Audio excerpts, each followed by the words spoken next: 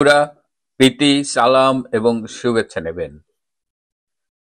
বেশ কদিন ধরে এই আলোচনা চলছে যে চট্টগ্রাম বন্দরের নিউমোরিং কন্টেইনার টার্মিনালটা বিদেশিদের হাতে তুলে দেওয়া হবে। এটা নিয়ে দেশব্যাপী বেশ আলোচনা সমালোচনা চলছিল এবং গত মাসের একদম শেষ দিকে এই চট্টগ্রাম বন্দর অভিমুখে পদযাত্রার কর্মসূচিও ঘোষিত হয়েছিল এবং কোনো অবস্থাতেই এই কন্টেইনার টার্মিনালটা বিদেশিদের হাতে তুলে দেওয়া যাবে না, এরকম বেশ আওয়াজ দিয়ে কিছু আন্দোলন হয়েছিল। কিন্তু এসব পদযাত্রা আন্দোলন ঠিক তেমন কোনো ইম্প্যাক্ট ফেলতে পেরেছে ডক্টর ইউনূসের সরকারের সিদ্ধান্তের উপরে সেটা মনে হয় না। এই আহ, চট্টগ্রাম বন্দরে 5টা কন্টেইনার টার্মিনাল আছে, তার মধ্যে সবচেয়ে বড় এবং লাভজনক টার্মিনাল হলো এই নিউমোরিং কন্টেইনার টার্মিনাল, সংক্ষেপে বলে এনসিটি। এটা 2007 সালের পর থেকে, এটা তৈরির পর থেকেই এটা পরিচালনার দায়িত্ব পালন করছিল একটি বেসরকারি প্রতিষ্ঠান, সাই পাওয়ার টেক লিমিটেড। তো এই কোম্পানিটি এই 7 সাল থেকে এই 25 সাল, আগামীকাল রোববার তাদের মানে চুক্তি শেষ হয়ে যাবে। এই যে প্রায় 17 বছর তারা এই টার্মিনালটা পরিচালনা করেছে এবং 7 সাল থেকে তারা একাধিকবার চুক্তি নবায়ন করে করে এটি পালন করেছে, কিন্তু এইবার আর তাদের চুক্তি নবায়ন করা হয়নি। এর মধ্যেই শোনা গেল যে দুবাই ভিত্তিক বহুজাতিক বন্দর ব্যবস্থাপনা কোম্পানি ডিপি ওয়ার্ল্ড, তাদের হাতে এই কন্টেইনার টার্মিনালটা পরিচালনার দায়িত্ব দেওয়া হবে। তো যাই হোক, দেশব্যাপী সমালোচনার মুখে এই অবৈধ দখলদার সরকার একটা মাঝখানে একটা টেম্পোরারি ব্রেক নিয়েছে, যে ঠিক আছে, আজকে যদি সাই পাওয়ার টেক লিমিটেডের সাথে তাদের চুক্তিটা শেষ হয়ে যায় তাহলে আগামীকাল থেকে এটি পরিচালনার দায়িত্ব দেওয়া হবে বাংলাদেশ নৌবাহিনীকে, এবং নৌবাহিনী এটি 6 মাসের জন্য পরিচালনা করবে এবং আগামী নভেম্বর থেকে আবার প্রক্রিয়া শুরু হবে ওই ডিপি ওয়ার্ল্ডকে এই কন্টেইনার টার্মিনালটা পরিচালনার দায়িত্ব হস্তান্তর করবার প্রক্রিয়া শুরু হবে। তো এখন আগামীকাল থেকে নেভি দায়িত্ব নেবে, উপদেষ্টা পরিষদে এবং অন্যান্য যা যা সরকারি ফর্মালিটি সেগুলো কমপ্লিট ডান। নেভি দায়িত্ব নিলে কি হবে? পৃথিবীতে আজ অবধি কোনো দেশের নৌবাহিনী কোনো টার্মিনাল, এই কন্টেইনার টার্মিনাল পরিচালনা করেনি। This for the first time in the world. এই কারেন্ট ওয়ার্ল্ডে আমি যতদূর জানি, খোঁজ নিয়েছি, যে পৃথিবীতে আর কোনো দেশের নেভি তাদের কন্টেইনার টার্মিনাল পরিচালনা করে না। তো বাংলাদেশ নেভি এটা কিভাবে করবে? বাংলাদেশ নেভির কি সেই অভিজ্ঞতা আছে, সেই দক্ষতা আছে, নাকি তাদের সেই প্রয়োজনীয় অভিজ্ঞ জনবল আছে? They have nothing. তাহলে কেন তাদের দেওয়া হলো? আসলে এই নেভির নামে থাকবে বাংলাদেশ নেভি, কিন্তু এই কন্টেইনার টার্মিনালটা পরিচালনা করবে একটা অলিখিত সাব কন্ট্রাক্টটা থাকবে হলো ওই সাইপ পাওয়ার টেক লিমিটেডের কাছেই।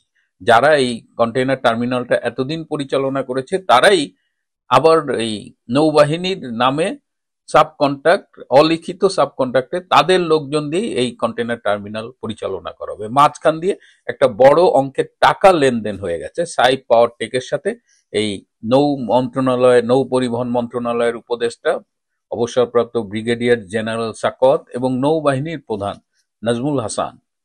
তো এদের মধ্যে একটা লেনদেন হয়েছে বলে অভিযোগ কিন্তু আমাদের কাছে এসেছে। তো এই অভিযোগের প্রেক্ষিতে আমি জানি এই তদন্তগুলো হবে না, বাট টুডে মানে কোনো একদিন তো এই বিষয়গুলো উঠে আসবে, তদন্ত হবে। এবং নৌবাহিনীর কাছে দায়িত্ব দিয়ে সমস্যাটা যেটা হলো, যে নৌবাহিনীর মেইন দায়িত্ব হলো আমাদের মেরিটাইম সিকিউরিটি ইনশিওর করা, আমাদের নৌপথের যে নিরাপত্তা সেটা ইনশিওর করা। তো ন্যাচারালি তাদের একটা কনসেন্ট্রেশন এখন এই কন্টেইনার টার্মিনালে চলে আসবে। সো তাদের মূল যে দায়িত্ব সেটা পালনে কিছুটা হলেও ক্ষতিগ্রস্ত হবে।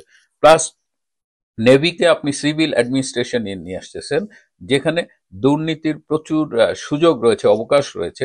আমার আশঙ্কা হলো যে নৌবাহিনীর একটা অংশ যারা এই টার্মিনাল পরিচালনায় জড়িত থাকবে তারা আবার দুর্নীতিতে না জড়িয়ে যায়, এবং দুর্নীতিতে জড়িয়ে গেলে যদি যায় তাহলে সেখানে আবার, যেহেতু এটা একটা ডিসিপ্লিনারি ফোর্স, সেখানে ডিসিপ্লিনারি অ্যাকশনের একটা বিষয় চলে আসবে।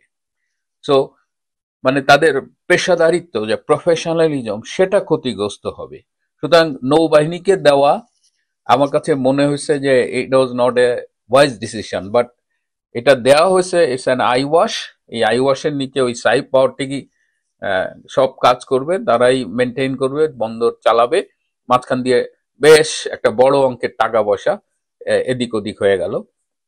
সো এই বিষয়গুলো কিন্তু খুব ওপেন সিক্রেট, এমন না যে আমি একেবারে আপনাদের কাছে খুব গোপন। আপনারা যদি চট্টগ্রাম বন্দরে কান পাতেন এই কথাগুলো আপনারা শুনতে পাবেন। তো এখন এই নৌবাহিনী 6 মাস বন্দর চালাবে এবং নৌবাহিনীকে কিন্তু দেওয়া হয়েছে একেবারে ডাইরেক্ট পারচেজিং মেথড, ডিপিএম পদ্ধতিতে তাদের এটা দেওয়া হয়েছে। আমাদের এই নিউমোরিং কন্টেইনার টার্মিনালটা সবচেয়ে বড় টার্মিনাল এবং এখানে একসাথে 4টা বড় মাদার ভেসেল জাহাজ এখানে ভিড়তে পারে এবং এখানে 18টা গ্যান্ট্রি ক্রেন আছে। এই গ্যান্ট্রি ক্রেন হলো মানে খুব বড় একটা ক্রেন, যেটা আধুনিক এই টার্মিনালে, কন্টেইনার টার্মিনালগুলোতে বিশ্বের বিভিন্ন উন্নত বিশ্বে ব্যবহার করা হয় এবং এরা প্রতি ঘন্টায় 35 থেকে 40টা কন্টেইনার এরা পিক করতে পারে। এর আগে এটা প্রায় শেখ হাসিনার সরকারের আমলে এই 18টা গ্যান্ট্রি ক্রেন কেনা হয়েছিল। এই গ্যান্ট্রি ক্রেন কেনা হয়েছে তাও প্রায় 10-11 বছর হয়ে গেছে। তার আগে এটা নর্মাল ক্রেন দিয়ে করা হতো এবং সেই ক্রেনে পার আওয়ার 12টা থেকে 15টা কন্টেইনার তারা উঠাইতে পারতো জাহাজ থেকে। সো এতগুলো গ্যান্ট্রি ক্রেন এবং এই 18টার মধ্যে 14টাই আবার এই নিউমোরিং কন্টেইনার টার্মিনালে রয়েছে। সো এইগুলো ম্যানেজ করার লোক বল, অভিজ্ঞতা যাই বলেন, এগুলো সাইপ পাওয়ারটেক বাই দিস টাইম তারা অনেক ডেভেলপ করছে। সেই সাইপ পাওয়ারটেককেই কাজে লাগানো হচ্ছে এখানে। মাঝখান দিয়ে আমাদের একটু আইওয়াশ দিচ্ছে যে আমরা বিদেশের হাতে তুলে দিচ্ছি না, যদিও নৌ পরিবহন মন্ত্রণালয়ের উপদেষ্টা সম্প্রতি বলেছেন যে it will gradually be handed over to DP World. DP ওয়ার্ল্ডে দিলে সুবিধা আছে, আবার সেখানে কিছু মার্কিন ইনভেস্টমেন্টও আছে বলে শোনা যায়, তার মানে মার্কিন ইন্টারেস্টটাও সার্ভ করা হলো। ডিপি ওয়ার্ল্ডকে কিন্তু ইন্টারন্যাশনাল বিডিং এর মাধ্যমে কাজটা দেওয়া হবে না। ইন্টারন্যাশনাল বিডিং এর মাধ্যমে যদি এই কন্টেনার টার্মিনাল পরিচালনার দায়িত্ব দেওয়া হতো তাহলে সেখানে আই বিলিভ যে এখানে Rotterdam port authority, Singapore port authority বা আরো যারা আছে তারা এখানে হয়তো পার্টিসিপেট করতো, কিন্তু কোন প্রক্রিয়ায় ডিপি ওয়ার্ল্ডকে এটা দেওয়া হচ্ছে আমি জানি না। এবং এই নৌ পরিবহন মন্ত্রণালয়ের বেশ কিছু কাজ এই ডিপিএম এ দেওয়া হচ্ছে, ডাইরেক্ট পারচেজ মেথডে ডেলিগেট করা হচ্ছে। এবং আমাদের কাছে আরো একটা মানে কনসার্নিং ইনফরমেশন এসেছে যে নৌবাহিনীকে এই নৌ মন্ত্রণালয় থেকে 1550 কোটি টাকার একটা কাজ দেয়া হয়েছে। এই কাজটা কি? এই কাজটা হলো ড্রেজিং এবং শিপ বিল্ডিং। আপনি জানেন যে নৌবাহিনীর আন্ডারে 3টা শিপইয়ার্ড আছে, আমাদের খুলনা শিপইয়ার্ড, নারায়ণগঞ্জ শিপইয়ার্ড আর চট্টগ্রামের ড্রাই ডক। তো চট্টগ্রামের ড্রাই ডক সোফার আইনো তারা জাহাজ বানায় না, কিন্তু চিটাগাং এবং নারায়ণগঞ্জে কিন্তু জাহাজ, এই সরি খুলনা এবং নারায়ণগঞ্জের শিপইয়ার্ডে জাহাজ বানানো হয়। যে 1550 কোটি টাকার কাজ দেওয়া হয়েছে নৌ মন্ত্রণালয় থেকে, নৌ পরিবহন মন্ত্রণালয় থেকে ডিরেক্টলি নেভিকে দেওয়া হয়েছে, সেখানে জাহাজ বানানোর কথা রয়েছে। নেভি নিজেরা জাহাজ না বানিয়ে এটি আবার সাব কন্ট্রাক্ট দিচ্ছে কর্ণফুলী শিপইয়ার্ডকে। সো নেভির কিন্তু এই ক্যাপাসিটি আছে, কন্টেনার টার্মিনাল পরিচালনার ক্যাপাসিটি না থাকলেও জাহাজ বানানোর ক্যাপাসিটি আছে, কিন্তু জাহাজ তারা নিজেরা না বানিয়ে তারা সেটা সাব কন্ট্রাক্ট দিচ্ছে কর্ণফুলী শিপইয়ার্ডকে। এই যে যখনই সাব কন্ট্রাক্ট হচ্ছে তখনই এখানে একটা লেনদেনের বিষয় চলে আসছে। এই লেনদেনের ভাগ পাচ্ছেন উপদেষ্টা, এই লেনদেনের ভাগ পাচ্ছেন নৌবাহিনীর উচ্চপদস্থ কর্মকর্তা বলে চট্টগ্রাম বন্দরে কান পাতলে শোনা যায়। সত্য মিথ্যা তো তদন্তের বিষয়। আরো আছে ড্রেজিং। নৌবাহিনীর কিন্তু ড্রেজিং মেশিন নাই, ড্রেজার নাই। তাহলে ড্রেজিং এর কাজ কেন নৌবাহিনীকে দেওয়া হলো?